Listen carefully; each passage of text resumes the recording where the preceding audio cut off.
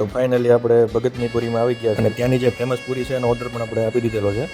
તો હવે ટ્રાય કરવી.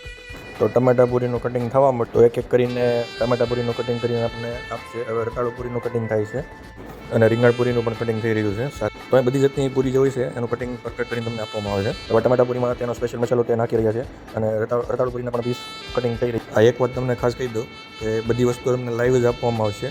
ઘણી જગ્યાએ આપણે જોયું છે કે અગાઉથી ફ્રાય કરેલું હોય અને જ્યારે તમે ઓર્ડર આપો ત્યારે તમને ગરમ કરીને ફરીને આપી દેતા હોય છે. તો નિલેશભાઈ હવે જે પૂરીની ઉપર જે મસાલો લાગે છે તેને મિક્સરમાં ગ્રાઇન્ડ કરે છે. અહીંની તમારે ટમેટા પૂરી, બટાકા પૂરી અને રતાળુ પૂરી અવશ્ય એકવાર ટ્રાય કર્યા જેવું છે.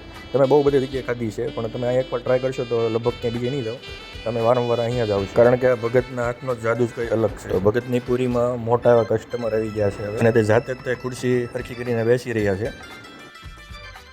અહીંનું એડ્રેસ ને લોકેશન અમને ડિસ્ક્રિપ્શનમાં આપેલ.